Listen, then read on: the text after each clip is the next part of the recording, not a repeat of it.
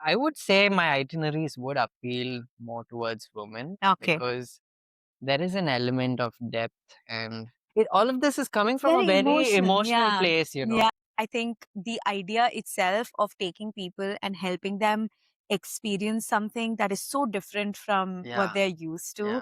is is quite path breaking. Wilderness, you surrender yourself to nature. Yeah. You're not always going to get mushrooms and things to forest. Right. Season changes things.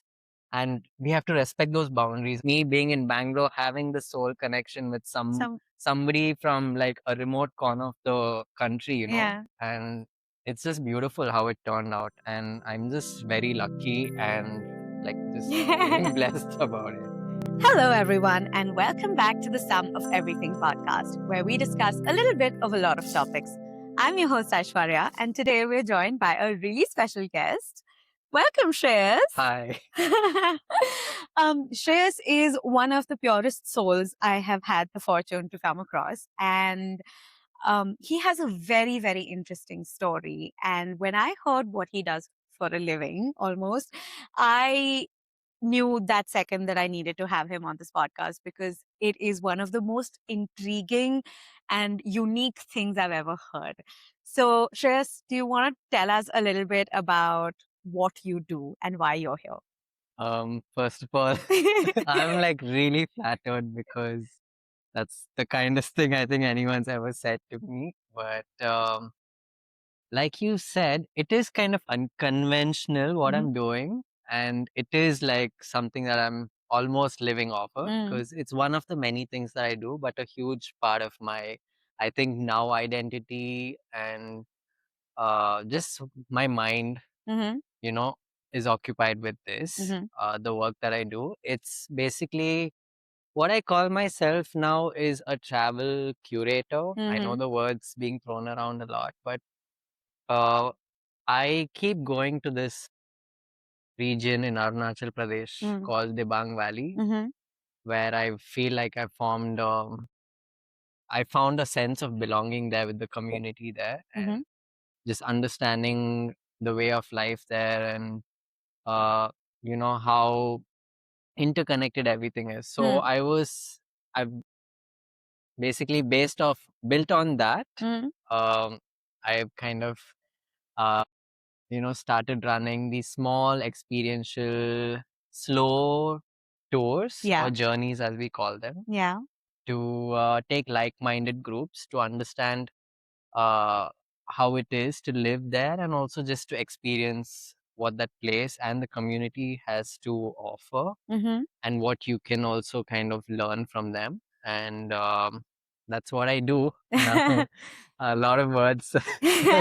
No, it's really interesting because when you first told me that you do immersive travel tours, I was very intrigued because firstly, how did you come across something like that, right? How did you think of starting something like that? And Yeah. your venture is called Map My Stories, Yeah. which is itself really, really intriguing. So how did you choose to start your venture this way, and how did you come about naming it Map My Stories? So there was no plan per Hmm. se when I never had this in mind going into it, because it just happened very organically. I never thought I would be doing this. Maybe Mhm. 6, 7 years back, I wouldn't even think of doing this. Mhm. But I just started as a traveler, to be honest. So I finished college, I wrote my last exam, bought a bike, and just set off on this Oh tour. wow! Yeah, Okay. like pan India tour. Like Mm. it was supposed to be 1 year of Mhm. a gap being gap from the rat race, but Mhm. then it went on for 2 years because the country is so rich and diverse. Yeah. I was like, I'm barely scratching the surface with just 1 year of travel. So I went 2 years, then the lockdown happened. Mm. Uh, that's when I got really existential about what am I like, when you've experienced this part of the world and you realize there's so much more to life and you just cannot go back to anything that's my mind couldn't, Mm. like anything that's super conventional or a cubicle kind of a Mm. lifestyle. So that's when, from a very existential place, Mm, I decided this is what I want to do. But mm, generally, like, how I would say is I started as a traveler, and that's why the name, that this bloggery kind of a name, right, Map My Stories, yeah. came about, because I had a YouTube channel where I was just putting up vlogs of my Okay. travels. And I grew out of that phase. It was 2 years during my gap year that I was making these vlogs. Is it still alive? I don't vlog anymore, but those vlogs are still there. Okay, It's awesome. like a time capsule for me to just go back when I'm really, Oh, nostalgic. I'll have to check it out. Yeah. It's the worst, like badly edited, really raw, just, but it's, for Yeah. me, it's really precious. Yeah. So basically, that's why I have this very bloggery kind of name, Mhm. because it doesn't make sense to have something like that for the work that I'm Yeah. doing.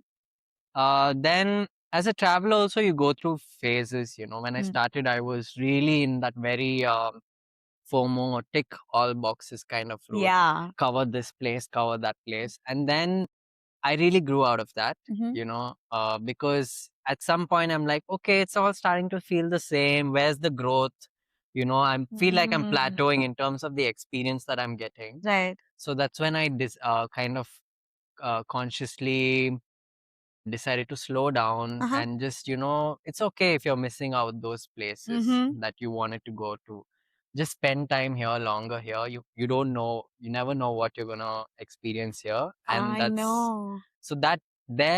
that's how I got a taste of slow travel. Uh-huh. And by extension, and naturally, when you travel slow, because you're spending so much time in a place, it just starts becoming immersive, because you're Mm. spending time with the That much time. people. Mm. And that's when I realized, gosh, like, all of this happened because I took the effort to do it myself. Mm. So during this existential, Hmm. phase during the pandemic, the second wave, I remember it was really horrible for a lot of people. Mm. So that's when I thought, I want to translate what I experienced into these kind of tours that not everyone has the luxury of taking a gap year or a sabbatical, right? Mm. So how would you experience what I experienced, but in like a concise Yeah. duration? Mm. So that's when I thought there are no tours like this where you're going to a village and doing the things that I got to do, like, Yeah. just engaging with the community, doing Yeah. the different arts and crafts and whatever Mhm. it is that they Mm. get to do. Mm. So I thought, okay, let me do it. Mhm. And then we did. When I went into it also, it was never supposed to be a business, because Right. I really had the worst self doubt problem. So I was like, okay, you know what? Let me just do. And somehow I formed a group. Right. And by then I was like, okay, this is just a time pass thing. Then I Mhm. realized another group had come. So it just, and Right. now it's like a thing. It's a thing that you Yeah, do, yeah. right? No, it's So amazing because firstly, I mean, every entrepreneur I'm sure has at some point thought, I don't know what I'm doing. yeah, This is new to me. This is I don't know whether I can actually live off of this.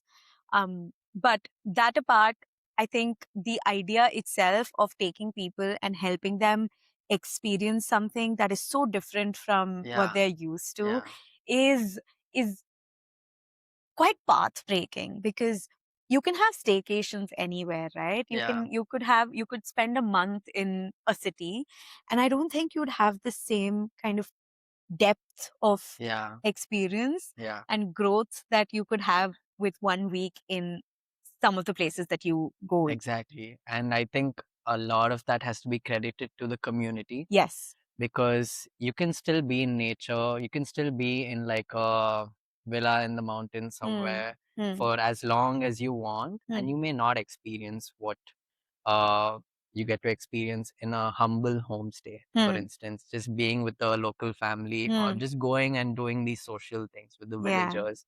So yeah, like you said, it's quite different. It's not always about duration, it's Yeah. also about the way you go about it, Right. with intention and, choices, travel choices. So I want to take you back to before you started and before you went when you were in your gap year.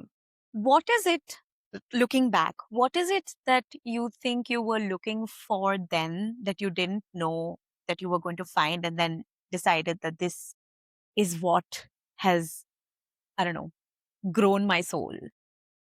Okay, so for me, right, I think we have to go a little bit further Okay. back because uh, for me, I had a very sheltered upbringing, is Okay. what I remember. In fact, we never traveled as a family, is Okay. what I realized. Our trips would be very short near my native place or my like village or like farm, whatever, but Mm-hmm. never like we didn't have very conventional. I was in boarding school most of my life Right. in these really beautiful places, but again, it's in a bubble, you Sheltered. know. Yeah. And my mom was busy hustling, building the life that she has built for me now. Mm. So I never got a taste of that um, kind of the world out there, freedom. Right. So I went on a trip during my college years, Mm. just like that, because that's when I guess Instagram was also for Just travel. starting. Yeah, Yeah. Instagram for travel, you know, and it wasn't the way it is now. It wasn't like these Influencer. flashy, it Yeah. was Yeah. just photographs Mm-hmm. of places. And I was like, you know what, I really want to go because I grew up in like these natural spots. I want to go and experience that again. Yeah. And that trip was a short week. It was a week-long trip to Himachal Pradesh on my own, backpackery style. You Mm. stay in these backpacker Mm. hostels and Yeah. you're on a shoestring budget and Yeah. everything.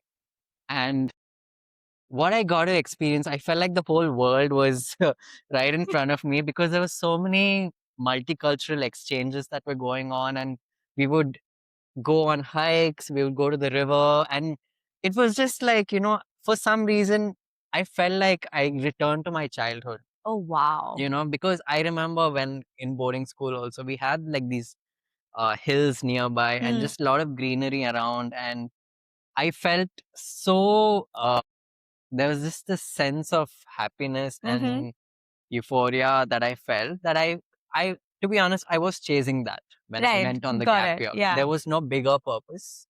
There was no, I mean, I would love to say I was finding myself then, but I don't think I had that level of maturity Mm-hmm. to find those answers for Mm. myself yet. I would have told people that, yeah, I'm finding myself, I'm trying to figure out my life, but Yeah. maybe I didn't know myself what I was doing. But Right. now looking back, I was definitely chasing that feeling for a good year. Mm. And it was great because I got to experience a lot of what this country had to offer. But at the same time, that runs out. And then you're left with the same questions, you know, Mm. what's my purpose? What do I do? Where do I go from here? You know, Yeah. and that's what eventually led to my little episode. I I wouldn't say think episode, but yeah. I think you ended up, going through that existential crisis a lot earlier in life than I think most of the rest of us do, I would say so, yeah. which is a blessing in disguise, I would say. Maybe you don't have the faculties to deal with it at the age that you did, like at the age of 20, 21, 22. Yeah. Really, people feel like, it's really getting to them. But um, having had that kind of growth and maturity at that age, and that leading to the realization that what you want to do is immerse yourself in communities and be in touch with nature is just something else. It really, I think you finding your purpose is going to help a lot of other people find their purpose in life. Wow, that's Because yeah, is it? it. In a way, it does make sense. Yeah. I wouldn't give myself so much credit.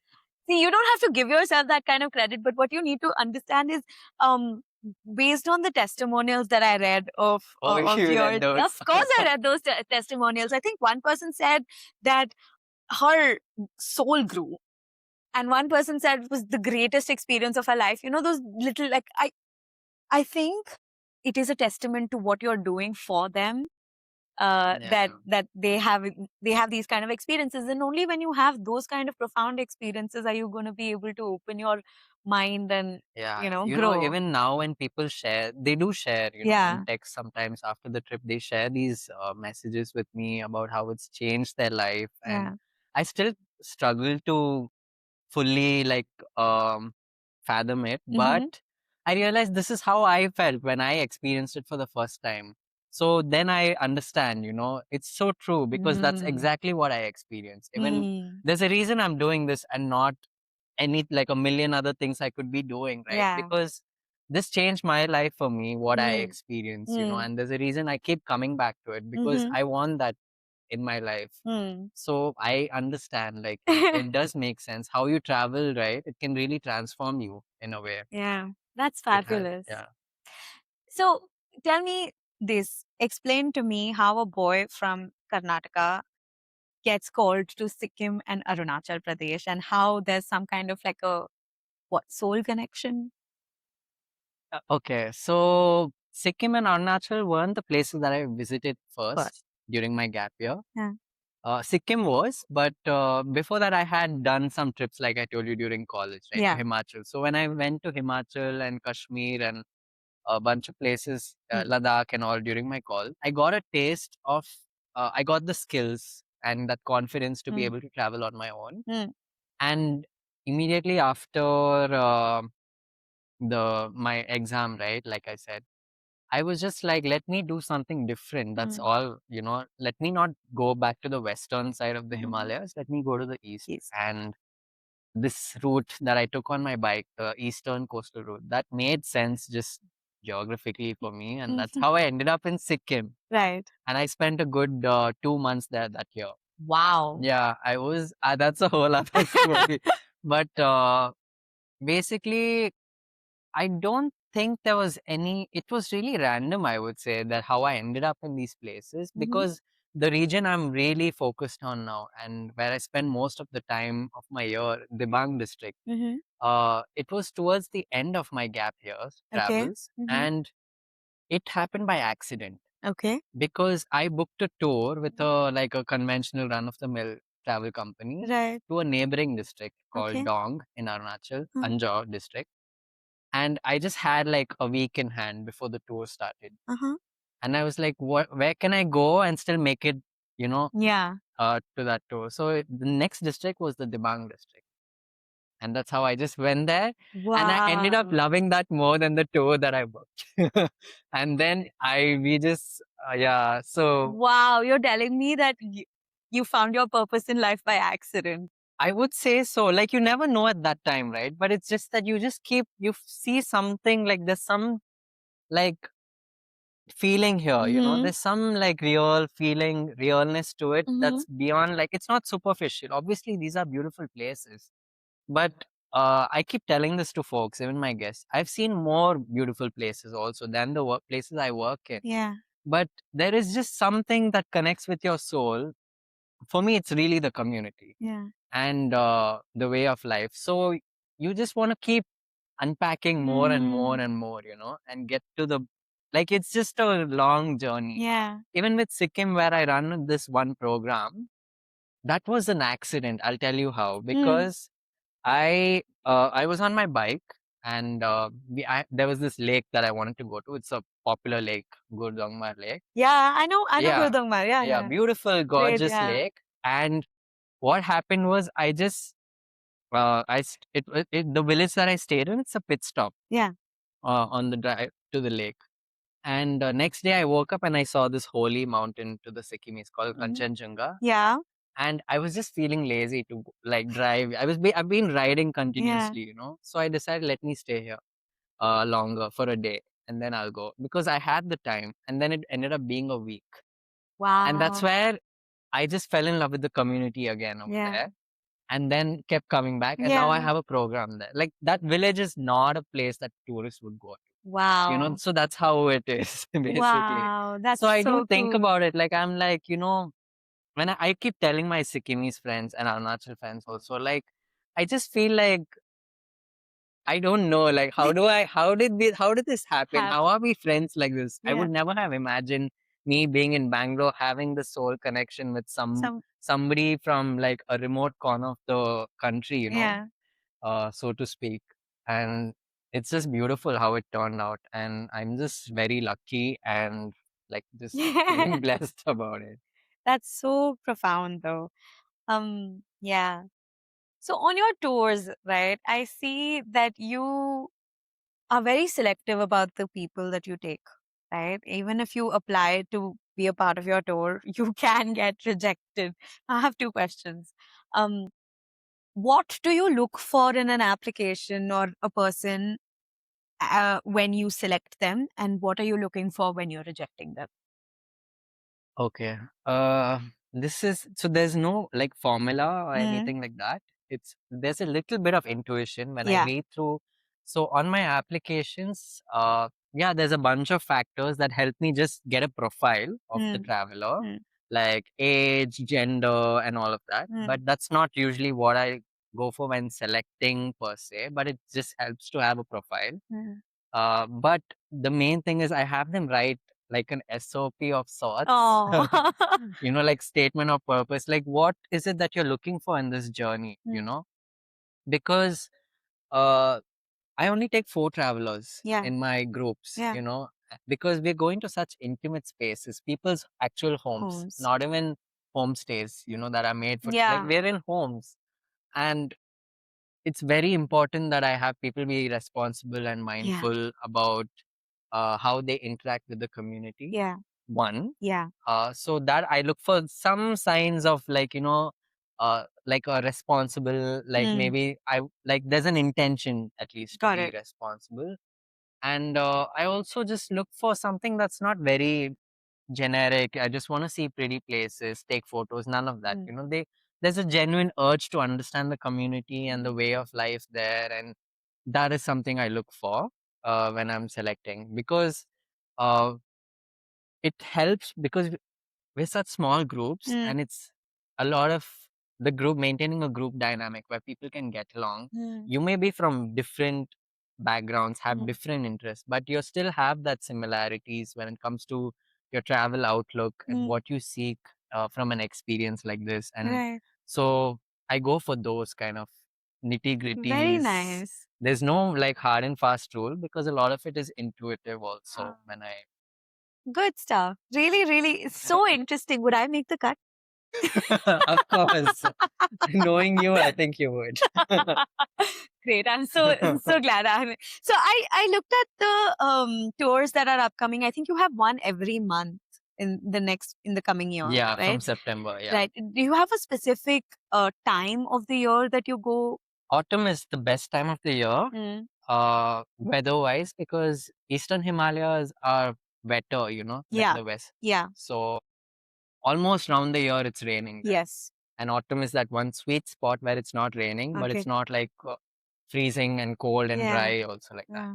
So October onwards is when I do it. But me having visited the place, I've seen like different uh like beauty in like different seasons. There's Mhm. just something so beautiful about the rainy season and the Yeah. pre-monsoon Yeah. that I'm just not finding in the October dates. No, you know absolutely. like in terms of what the forest especially becomes Oh my during, God. I yeah, know exactly what you mean, because when I have been to Meghalaya and yeah, then I've seen those falls and just been to the wettest place on earth, yeah, it's a different feeling. And even if you hate the rain, yeah, you can't be exactly, anything but awed by yeah, that. Yeah. especially, yeah, that. And just even as the forest and landscape changes with the weather, so does the way of life. Yeah. So you're missing out on many activities linked with nature Oh, when you're missing wow. that season. So that's why I realized it's hard now for me to pick. Obviously, for a casual traveler tourist, they will prefer the October because it kind of checks many boxes in Mm. terms of the visual beauty. Mm-hmm. You get those pristine waters. You were telling me about Doki and all that, Doki, right? So you yeah. get those kind of sights. Yeah. But as you want to experience something deeper, Mm. way of life and how everything's interconnected, Mm. and just different perspective, basically, something you can go back with that will probably alter the way you navigate through life. Right. So that I experience in these off seasons or not the popular seasons. So yeah, so there's except monsoons, peak monsoons, which is now August and Mm. July Mm. and sometimes June also. We try to have a tour at least once a month. It really benefits everyone involved also, Mm. in carrying out this journey. So we do it, yeah, that way. Nice. What is something that you have experienced and learned from these communities that you can bring back home? and you practice even now? There's just so much. So one thing I've um learned is just uh contentment. Mm, Something they're like some of the happiest people I've met who don't have half of what we have here in mm, terms of comforts and uh you know material things right. and convenience and all of that. So that is one thing. But I think the main thing that I really um I'm trying to kind of build here also with wherever I go in the Mm-hmm. city is that sense of community itself. Yeah. That is so huge over there. In fact, that's one of the main reasons I keep going there. Mm-hmm. I was just telling our mutual friend Yeah. that even if I weren't running these stores, I will still find a way to go there and just Right. do something there, Right. because I need that sense of community. Right. I feel like that was there when we were children, Yeah. kind of uh, kind of faded out, as Yeah. we became It's more becoming more, individualistic. yeah, Yeah. exactly what you said. It's And becoming more new. Uh, the concept of nuclear families and yeah, individualism is yeah, growing so much that yeah, it takes a village to raise a child is yeah, it's kind of fading into the yeah. background. Yeah. So that, and also growing up in boarding school, I feel Yeah. like, yeah, boarding school for all its messiness, there was always like a brotherhood that we Yeah. had, and that is also something I just got again to relive when I went Mm. there. So that sense of community is something I'm trying to build here Mm-hmm. also. Wherever I like, even in like I'm attending dance classes for sure, and then in where I stay also, I'm just trying to form communities to do something that's Yeah. not transactional. Correct. That Yeah. doesn't have to be a transaction where you're just looking out because we were raised with those values. I feel, Yeah. and it's somehow Absolutely so that's agreed. one Yeah. big learning for me because over there, I mean, I'll just give you an like Yeah. example. So here we're all taking health insurance and a bunch of insurances, right? In Right. case this happens. There in that community, if somebody falls, Idumishmi community Yeah. that I work with and Yeah. live with. So if somebody falls sick, uh, the entire village will pitch in money for your medical expenses. There's no insurance. Your community is That's like, an insurance in itself yeah, because it'll you're paying cost you lakhs because for them to get good quality medical facilities, they travel to Vellore. Uh, from Arunachal Pradesh yeah, to they do. Vellore. Yeah, Oh my because God. through word of mouth, they just found trust that CMC hospital in Yeah, there. yeah, yeah. And any expense like flights, your stay, and like your obviously the medical, everything, your clan members, your extended relatives, your villagers, they all pitch in. That's how beautiful, like why are That's yeah, and incredible. we're out here paying insurance, you know, like Wow. That's that is, genuinely and something. there's no like even though people are pitching in, there's nobody keeping tabs. It's not a Oh, transaction. wow. This is as close to a utopia as I can imagine. Like, Exactly. And like I found it in the most quaint of villages, yeah. where there's some villages don't even have internet or network. Mm-hmm. So that's how it is. So beautiful. And that's like something just made me feel so human, like when I was there. And it's something maybe it's, I don't know if it's ever going to translate into reality in a city like Bangalore, but Mm. if you find your like-minded people, you can always try to Yeah, um, absolutely. kind of replicate that. To whatever extent it's practical in a city, like in a Yeah, metro city, right? Yeah, I yeah. get it. Oh my God. Wow. And even to build a house, so they build these traditional bamboo Yeah. houses. Out here, it's a huge expense, right? Yeah. There, the community your village will come together to build your house for you in 2 days. Oh my God. Yeah.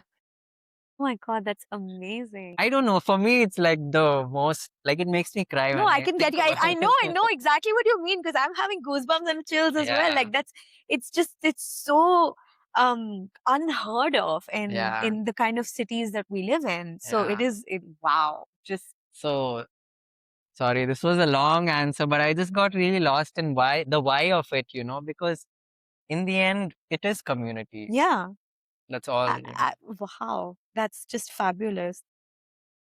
This is going to take me a while to recover from, but um, I'll bring you back to your tours, right? You have village immersions and forest immersions, right? Yeah. What is the difference between the two? So I'll tell you. Basically, the reason why there's a difference even is because in the end, right, my tours we're working with indigenous communities. Yeah. So as much as village is part of their life, Mm. there's also living with the forest that Right. is a huge part of their identity and life. Right. Farming, all of that is pretty relatively speaking late, especially commercial farming. Mm-hmm. Most indigenous communities live off forests. You Yeah. have to know how to pick the right herb that you need, Mm-hmm. for food. Which is the season, which Mm-hmm. mushroom can you eat? Right. When you're going to forage, which is the right way to go about it so Wow. that you Okay. don't get lost in the dark when there was no technology light? How do you navigate the forest? Oh my God. Wow. How do you sense? You use your senses. We use touch to identify our way back. Like there's so much. In case there's no, the stream has run dry. How do you replenish your, like? How do you hydrate? Wow. We when we started in Dibang, we only had this one itinerary, the village immersion, because when I went there, villages were the first thing that is Yeah. easier to kind of Settle into. yeah. Yeah. I get it. And Yeah. as you spend time, you want to know What else is there? because you're always seeing these forests around. And then I started going sometimes with the forager, hunter, and there's also local conservation. Mm. I wouldn't say conservation, like a anthropological conservation team that sometimes they take me into the forest. And that opened up a whole other world because it was no longer just a bunch of trees to me.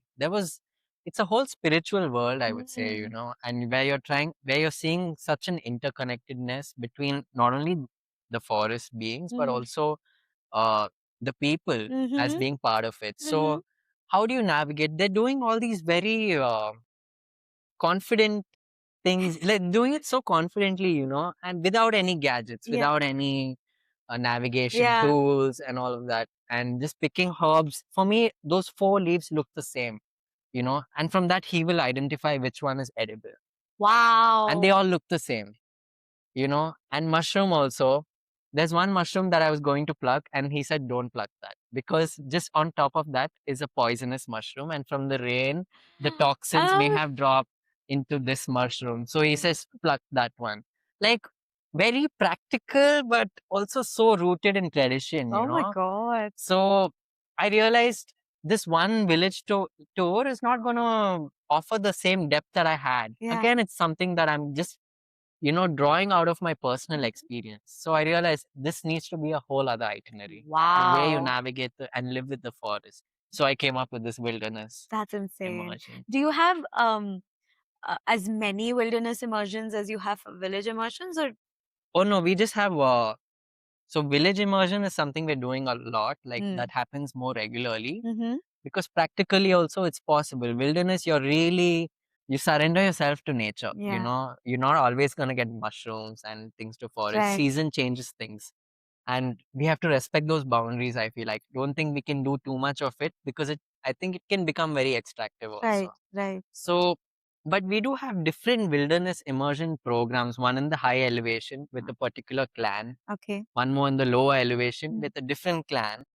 How they interact, because the elevation changes, there's different set of animals also. Huh. In the lower elevation you have gibbons, hulok gibbons, and there's Chinese pangolin, clouded leopards that you Wow. don't. In the high elevation there are tigers and these tuckins, different animals. So how you navigate the forest is so different in both regions. So I realized, this place, Dibang, is not just like this one uniform district. There's Mhm. just so much diversity in one district in Arunachal Pradesh. And I realized there's so much depth that I have to also continue learning, and I Yeah. want to keep translating it into experiences that others can learn Wow. from. That's incredible. All the wilderness that you talked about, have you encountered any really cool wild animals? We've had, so when I say encountered, it's not always direct, Yeah. but through signs also sometimes. So, on this one trail that I do, Mishmi Trail, we found fresh. It was raining all night, and after it stopped raining in the morning, we went out. We found fresh adult female tiger pug Oh marks. my It could god. have been just 30 minutes ahead of us Oh because my after rain, god. you're seeing fresh marks, Wow. right? So, How can you tell the difference between a male and a female uh, tiger so pug marks? I said there's a local team, right? Yeah. The Who are doing, anthropological team, huh? so they're studying wildlife and relation with the Idumishmi culturally. Ah. So they have built a knowledge base where I kind of consult with them. Oh So for wow. that, and It's so cool. we once had a red panda just walk, That I read about. That was so yeah, cool. And it was with the team that came from BBC, BBC. Oh yeah. my god. So the BBC team, right, the Yeah. crew, they didn't come for work. They were on holiday, but Yeah. they were all colleagues who worked on Planet Earth 2, the David Attenborough one. It Wow. was a like pinch me moment for Oh me my as well. god. That was when those are moments when I realized, oh wow, this is not just some like time pass thing. Like people are really gravitating towards this, Yeah. So we encountered a red panda basically on the highway, not even in the forest. A red panda just crossed, and we were like, how do Yeah, I I say know. it? I could. And then a few minutes later, it crossed back again, slowly, like kind of strutting almost. So that was because my friend who drove us there, he's worked with red panda researchers, Uh-huh. and he said he never encountered one. And during the research, they've been going to forest to their habitats, studying their signs and poop and all that, no? Wow. But he never encountered. And on this one tour on a highway where we just stopped to take some photographs, literally, it just crossed. Wow. I feel like you have to be so blessed to be able to, just be a part of something Yeah, like this. these are moments where I'm like, this is like true wealth, to Yeah. be able to experience all of this. And Hulok gibbons also, they're the only ape species in India, and Yeah. just how human like they are. I get to see them often in the lower elevations. You hear them every morning, and they have this kinship. They're like humans, or like, and that is also something that really I'm left with awe when Yeah. I see them. And I've seen civet in this one itinerary in the low elevation. There's a civet that's almost made one of our camps its home. So it's stealing our food. It's like, it doesn't care. Like there's that. And Mishmi tuckins also. Mhm. Tuckins are like these deer and I mean, how do I say? Like they're a mix of antelope, deer. It's not a particular category. But it's the size of a gaur. It's really huge, but like an Wow. antelope goat mix. Wow.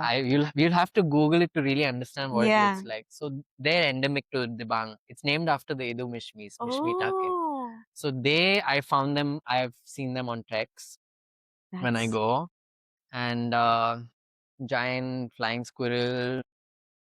Yeah, wow. I realize, yeah, like a lot. Wow. That is just it. And it really tells you that you don't have to go, you don't need a passport to discover the beauties of For sure. And anything. I Yeah. haven't traveled internationally in a long like I don't travel often internationally, and I don't feel the need. Like I'm okay, I keep telling myself, okay, this year I'm gonna go to this country, and I do have the means, not going to lie. I have the time and the means to go there. But my heart keeps tugging back to this place. I'm like, okay, you know what? Let that maybe next year. Let me just go back here real quick. So when I go there, I'm like, okay, my travel Mm, needs are met, yeah. so it, that's been happening for the past couple of Would you years. say you rather travel to uh, Bangalore and then that is home? That's very hard. For the longest time, especially during the initial years, I had the idea of setting up home there. Mm. Uh, but I also realized there's this huge part of my life that was before Debang also, Yeah. right? Mm. And I don't think I want to leave this behind. I think Mm. now the way the world is so interconnected, Mm. I'm easily able to have homes in both places, Mm. and I love that actually about Mm. this, Mm. uh, there's network there now. I'm able to still stay in touch with my folks during off season. And Yeah. obviously during the season I'm there, Yeah. and here my parents and my family is also here. And I grew up in this city Yeah. also. So I'm not going to just be like, I'm done whatever, with because this Bangalore. also shaped me in a way. Yeah. So I did have that romantic notion of a house in the hills, my own plot, doing something and Yeah.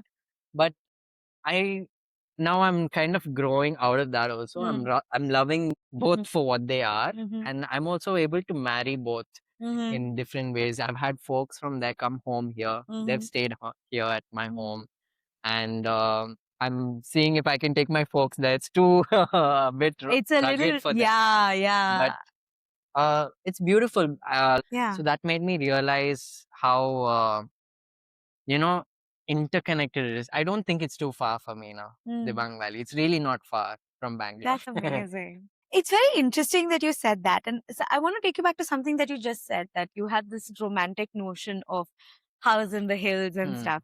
So, how in your tours, how do you separate the romantic notions that people will have about a tour like this? And how do you explain to them what the reality is, or how do you separate that ideal that, oh my god, I'm going to spend a week in the village and it's going to be so cool and I'm going to have like so many Instagrammable moments, versus what life really is like there? So I don't tell anything per se. When they live there, they kind of get a holistic understanding of the place. When you're living there and you're engaging in certain activities, so that makes people, really question that, it's not all that romantic also. And that's honestly, that's what I meant by perspective.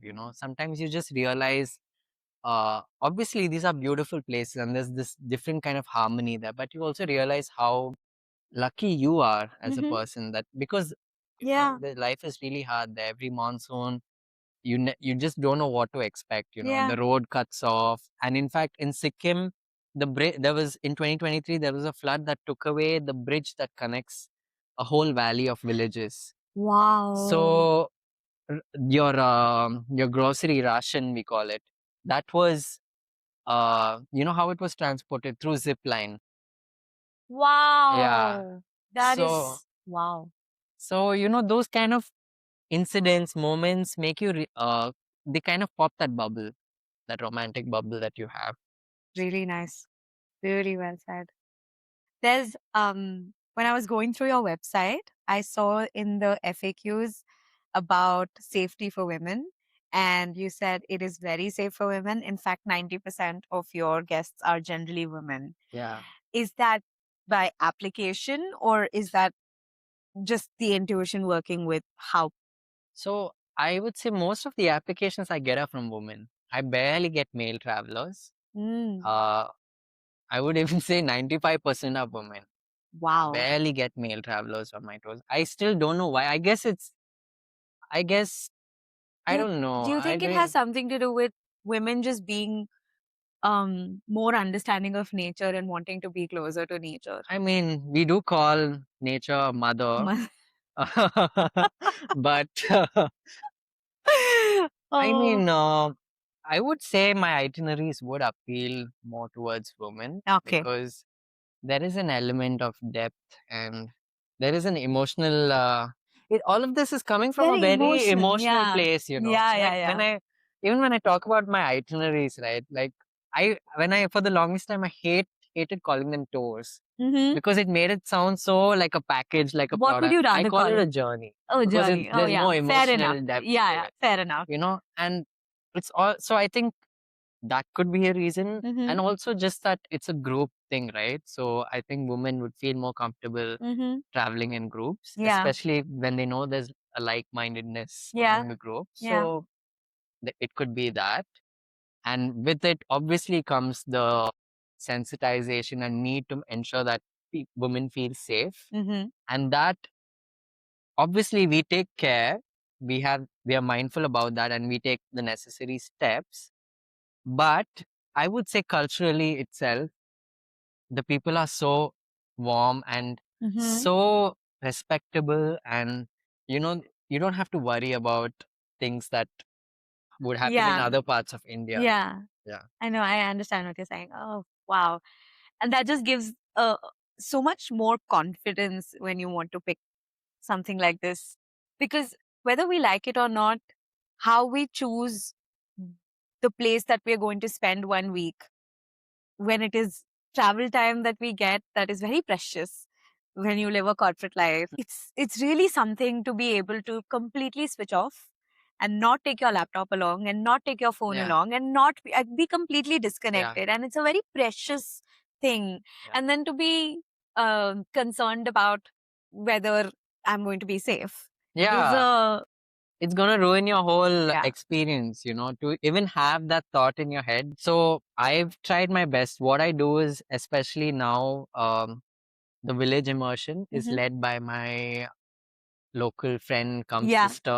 Yeah. She runs that. So it's Wow. all her thing now. So she's an amazing mom. Her name is Amishi. Amishi. She's from that tribe in the village that we go to. And Shout out to Amishi. yeah. So I call her my sister, my Idu sister, Mm, and she's also my business partner in that, mm, mhm, we're equal partners in running this, whatever we do in mhm. in the upper district. And she manages that. So that's an added layer of, I would say women Yeah, for sure. centricism that Yeah, we try to keep. Even with guides, sometimes we have women guides intentionally, yeah. and it helps. Fabulous. That's so cool. What are some interesting activities that people can maybe experience when they're on a tour with you? Okay. So in Sikkim, for instance, we spend an entire day in a small, really old village monastery Mm-hmm. where the monks are chanting and, doing their Mm-hmm. rituals, and we're learning to do the Buddhist tanka painting from a monk, Oh wow. a Laripa, we call them, the Yeah. artist. Uh-huh. So that's something I think is interesting. Obviously, it's not an art form that you can just learn in a day Yeah. and become an expert in, Yeah. but the process itself is so meditative. Hearing the chants in the Mm. background, and there's the mountain range in front of Wow. you, and you're being so mindful with Mm. how, and there's a lot of spiritual depth also to what you're painting Yeah. from a Buddhist philosophy perspective. There's that. Where we have craftsmen teaching you bamboo crafts, how to make mugs, baskets. Wow. In particular times of the year during my village itinerary, we learn to make bamboo rafts Mm. with just bamboo that you have lying Yeah. around, make the raft, and how to, kind of, Float it. yeah, Yeah. stand up Steer it. paddle board Oh with. wow. Cool. And foraging and is a huge part, just Mhm. learning how to forage. I think there's a huge learning element, but I try to balance with some sort of escapism, romanticism also, Right. because if it's going to be just learning, I think it's more work, like brain energy also, right? So Fair there's a enough. balance to it, Yeah. Fair to enough. all of this, Yeah. where, in the end, you have to. I do realize that these are people who are coming for the first time, Mm. and you cannot just expect them to be in learning mode on a vacation also. Yeah. So there's that. Uh, where obviously culinary lessons are a huge part of our Yeah. itinerary. We have locals teaching you recipes and how to Mm. go about it. How about for someone like me who's a vegetarian? Like, how does that work? When I visited Dibang, I was vegan. I was a vegan. Oh, I was wow. the annoying vegan activist. So Okay. and I surprisingly did well. If in Okay. fact it's easier because if you just remove, like, I know there's this it's a misconception that meat is, you don't eat meat every day in Yeah. Northeast. It's a part of your diet for sure. Mm-hmm. But people go like people have vegetarian food for many days Huh. because they don't have your poultry farms, and, like, how do I say, like, your factory farm meat, Yeah, yeah, yeah. you if a chicken's available, you can have it. Yeah. Otherwise, you have to let it grow. It's like, Right, I get it. Yeah. so it's totally possible. Wow. Vegan, the BBC group was vegan, gluten free, and a bunch of things, and they had like the best time of their life. So Wow. you'll be surprised with the kind of vegetables also you get there. Wow. Just amazing. Have you ever been approached by, I mean, because you led a BBC group, have you ever been approached by a publication or a a production company that wanted to film you on this or to make this experience? Um, I wouldn't do it myself. I Hmm. will say that confidently now because there are local Idumishmi filmmakers. There are Oh, Lepcha filmmakers in the yeah. tribe who are making their own documentaries of their own culture, and we Ah, have so like a lot of people really taking initiative right. from the community itself, who are actually who have a much better insight Mm-hmm. being Yeah, their lens of their own community. What better can you ask for, right? absolutely. Yeah. That makes sense. Yeah. So you said there are, young people there who are, I'm sure, who are filmmakers. I'm sure there are people over there who have the kind of dreams of wanting to live the kind of life that we do, Oh similar yeah, to that how we have it over there. yeah. How, if at all, has your interactions with them helped them maybe bridge that gap? Have they been able to understand what um city life is like, and Yeah. like has it maybe given them an impetus to try to move to metro cities and make a life here? So some friends have also studied in these big cities and they've fallen sick because of the AQI or whatever, Yeah. and then they've realized, no, this is too fast paced and stressful for me, and they've gone back home. Okay. My friend Amishi, Mm-hmm. she worked in Bangalore and Jaipur for a Mm. couple of years, Mm. and she went back home consciously, I want to go back home. Like it calls them back. Yeah. So when you experience a few months here, you get a taste. But those who don't have the luxury of, like living in a city and, there's a lot of expenses and all that Yeah. else. I don't go about telling them city life sucks or whatever because I understand that everybody's aspirational. Yeah. You can never cap somebody's Yeah. aspiration, Yeah. but just offering perspective. Sometimes we have guests share how it is to live the In fast-paced life, Yeah. and then they get an understanding. Okay, maybe this is not what I thought it would be, Mm. and then guests, especially when they come on these tours, and they stay in these humble bamboo homes, Mm-hmm. and they're like, it's a natural visceral reaction they have to staying in these houses, Yeah. like as though they're looking at a mansion, or like, it's so the the reaction, and that I can leaves imagine. my friends so bewildered because they're like, what? you know and these kind of reactions sometimes, and just conversations reinforces sometimes, uh among the locals, that what they have is really beautiful, and Mm. people are willing to pay To come. to come and experience this, means there is some kind of value in it. Mm. So these subtle ways is usually how, but there are still people who aspire, and now I think, thanks to the internet, Mm. I think it's possible to live a slightly, how do I say, to be there and still kind of enjoy bits of this world, Mm. whether you want to be a content creator, Mm. or you want to make documentary films or make music. We have folks there who are recording music, That's so going to the cool. nearest town and recording in a studio. And That's so cool. so there's like, there's these nitty-gritties that just make me realize it doesn't have to be in isolation, it doesn't Mm. have to be black and white like that. Mm. You can kind of marry both worlds wherever you are, and always carry elements from here and there. Wow. This conversation has been so enlightening, Shreyas. I did not expect to speak so much. Remember going in, I was like, I don't think I have anything to say. What will I say? Okay, I run this itinerary. Okay, I do this. But now, as it's like, you're a great podcast host, because you just made me uncover so many things that were in the back of my head that I don't, always think about. It just came out naturally. I just realized, okay, yeah, this is something I experienced. I'm glad. And I'm so glad. And so if somebody wanted to book a tour with you, how could they do that? okay, so we don't have uh, booking button. Mm-hmm. There's no instant gratification anywhere on my tours. So Yeah. you will have to do the painful task of filling out a Google form Mm-hmm. with the details. Mm-hmm. And like I mentioned, why you want to do that. Mm-hmm. and depending on whether I'm traveling or whether I'm in Bangalore in connectivity, that'll take some time to go through it. And if the form, if I feel like okay, this person, this you not only will you be a good addition to the group, but the tour may suit you You also. also. You know, and then I will reach out to them on WhatsApp. Sometimes it takes me hours, sometimes it takes me days if I'm traveling.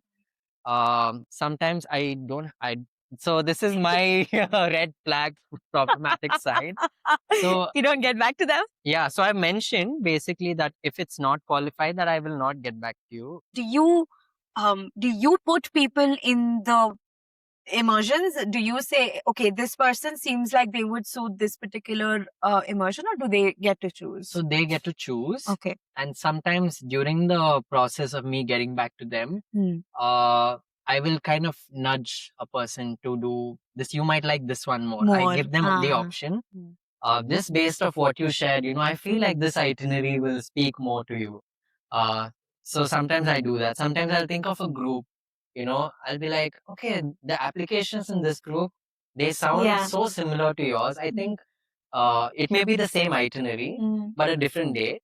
I'll be like, can you try to come to this one? Because I think you will really love the people also. It's like you will get along much better with them, you know? So I nudge them or I give them the option, but then they decide. So it's a very intentional and deliberate way of putting together. So there's nothing run of the mill about anything that you do. No, it's in fact, it's not, because I don't know, like that's just the perfectionist in me. I think I just cannot let go of quality, Fair even enough. if it sometimes affects business, you know. Yeah, it says in your website, quality over quantity always. Yeah, I love that. Yeah. That's amazing. So I will put down the links of your Instagram. If that's where they can DM thank you. Yeah. Yeah. And your website. I'll put that down in the show So notes. So sweet. if anything at all in this episode and about Shreyas appealed to you and this is an experience that you want to go on, please do get in touch with him. He's even more than you can see on this podcast. He's such a nice person, and very I'm just quickly, so bad with compliments. Sorry. very quickly growing into one of my favorite people, you know. So please do. And do you have anything else to add? I've spoken more than enough. I don't speak so much, to be honest, but yeah. I'm so glad you decided that you would give this episode a chance. This podcast to a you. chance. You just made me like a talker, because I'm glad. I'm so glad. I'm so. so glad.